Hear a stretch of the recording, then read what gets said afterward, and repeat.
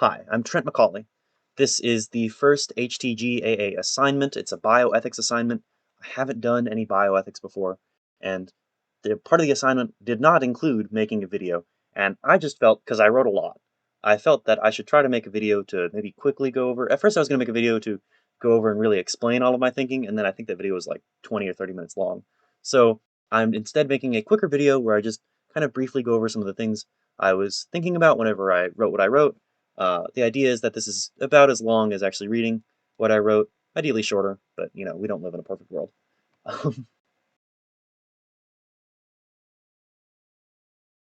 Let me just tell you this. In the United States alone, there are about 100,000 people waiting for a life-saving organ transplant.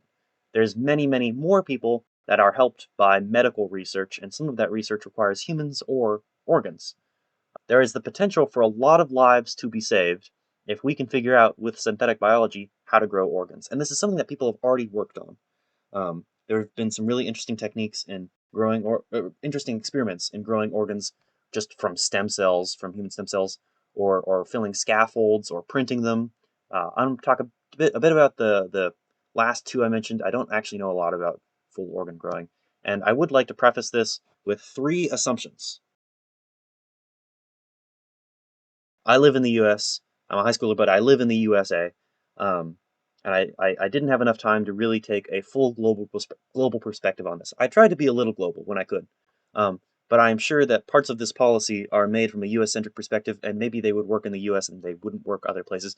In Japan, for example, there's a whole thing where a lot less people will donate organs because of some cultural beliefs. And um, I'm sure there's a lot of just little things like that that could interact with these systems and make them not work.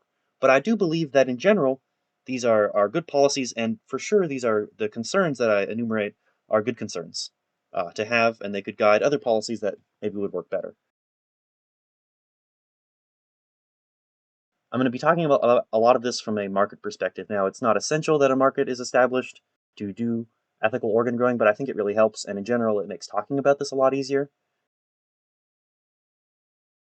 We're going to be talking about people getting organ transplants. Of course, I said that there were uses for organs other than just transplants earlier, but here it's again easier to focus in on that. And honestly, that's where a lot of the ethical and moral problems are. So what does it mean to actually grow an organ? There's two techniques I'm going to be talking about just really briefly because they're interesting, but we don't actually need to, we can treat them as the same thing. In general, their inputs are animal products or biomass and human cells, and they create human organs. All of the detail, maybe not how the sausage is made, but how the kidney is made in between those two things is not actually important for most of policy. Most of the interesting stuff happens either with the procurement of the biomass and really most of it, the distribution of organs to people. The two techniques, one is scaffolding, where you take something like a pig organ. Now we put pig organs in people, but you would take something like a pig heart, decellularize it, so take all of the pig cells out but leave the structure, then fill that structure with human cells, culture that, and you now have, theoretically, a functional human heart. In the writing, I referenced an interesting article. People did this not with a pig heart, but with a different organ. That one's pretty interesting. Um, I've also seen other stuff for structural reconstruction. Researchers have taken things like apples or vegetables, plants, taken all of the cells out, used the extracellular matrix there as a scaffold for a bunch of human cells, carved it into the shape of an ear, and then theoretically you could use that, like, if somebody lost the structure of their ear, you could put that back in and they would have that shape. Which the other main technique is bioprinting. I don't know as much about this one. What I do know is there's like there's these things called bioinks, which are like these magical, amazing mixes of cells and biomolecules that you need for the cells to grow correctly, and extracellular matrices and other chemicals that you you squirt out into a structure, and then you can use. There's a lot of different techniques here, but one of them is using like lasers to get the cells to kind of bond together and stick together. Then you can build up three-dimensional shapes with that. Super interesting. Please let me know if I've misrepresented that, but super cool. But it still relies on the same fundamental idea. So those are the two main methods of growing organs. Okay, so aside from growing organs, what are the parts of policy that we need to think about? What are the what do we need to consider to have good policy that supports equitable organ synthesis? I've come up with 4 things. Number 1 is patient safety. And in the context of putting organs in people, this is the most important thing. If you've grown an organ and then the organ is bad and it kills somebody, you haven't made an organ, you've made organ failure. I mean, the organ is a failure, but you've given somebody organ failure. That's terrible.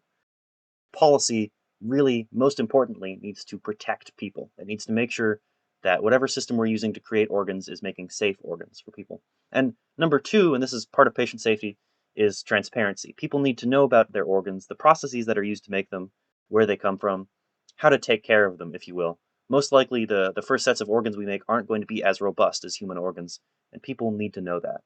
They also, say for example, there's a bad batch of kidneys from lot 26. You need to be able to trace back the kidney that you just got implanted with, if you just got a kidney replacement, and be like, oh, I got the bad batch. I need to go and get that fixed. Number 2, and this is an interesting one, is I think we have a moral obligation to help. Once we are able to synthesize organs and do it effectively, we have an obligation, just like really there's an obligation to provide insulin to people, to as many people as possible who need it at a cost-effective price. Now, insulin is a bit of a negative example. I'm sure you're familiar with the prices of insulin and how hard it is to get for some people and how that literally kills people, which is why policy for organs has to be proactive in ensuring that whatever system we end up creating, while we're still creating it, while we're still making policy for it, can foster a system where, one, as many people who need organs can access them. And part of that is a race thing. We see that in the current system uh, for a while. Like I think literally 2 years ago, there was this really weird thing where people of color had a harder time in the U.S. getting kidneys because their kidneys were just always judged to be healthier. And just recently they fixed that, so now the system is more fair, and these people will get kidneys when they actually really do need them. Um, and so that's already a problem. And it's not just race, but you also have things like cost, where people won't be able to afford organs if they're expensive. And people should be able to get these things. It is a life-saving procedure. It is medically necessary. We have an obligation as doctors and scientists who make things to help people, to help people. And then 2, and this is part of helping people, is scale. The biggest problem I've seen with the current organ donation system comes from the lack of donors, really the lack of supply. And that could be a similar problem if we don't make sure that organ synthesizing has a large enough scale to accommodate for everybody. The triage that we currently see in deciding who gets an organ and who doesn't have to be a problem with organ synthesis if we make policy that makes that not a problem. Number 3 is the ecological cost. And I'll be pretty quick about this, but for example, in tissue culture, there's this thing you need commonly for mammalian cells called FBS, which is fetal bovine serum. Um, and that comes from where you think it comes from. I've looked at the process, and it's not terrible, but it's not great. And just like, I'm not like a fervent animal rights guy, but I care about animals. And, whenever I was looking at this, I found a thing just really offhandedly on the internet where people were like, we can make factories that produce like hundreds of pig lungs per month. And that just kind of rubbed me wrong. And I think it's important, and not to say that this just stems from me having, a bit of a feeling about this, but if a lot of our organs are going to be animal derived, or at least have animal derived compounds that we need for making them, it's important that we try to treat the animals correctly. We need to think about how we're treating the animals, and policy needs to reflect that. And then number 2 also kind of stems from animals. It's environmental. The climate crisis is real and it's a big deal. And whenever you look at one of the largest parts of emissions, it's food, like cows. Cows make up a crazy part of emissions. And now, I don't think organ synthesis is going to be done at the same level that we do to produce beef to feed people, but we have to be aware of, especially because in synthetic biology, a lot of our tools and our raw material, our biomass, literally comes from the environment. So we have to be conscious of how we're doing that. 4, and this is a problem unique to organ synthesis, is not accidentally increasing the amount of organ trafficking that goes on. And that's kind of a weird cause and effect there. Like, how would synthesizing organs increase the amount of organs that are being illegally taken out of people? But, and this is easiest to see in terms of a free market, but it would still exist, this problem would still exist without a free market.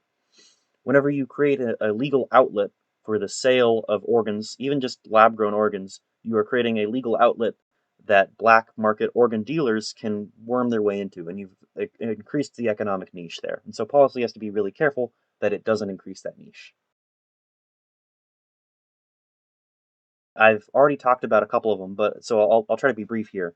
But number one is a licensing system. I believe this is the most important thing that I've come up with from this. I think it's a clever system, and the big part of it is that you would need a license to sell lab-grown organs.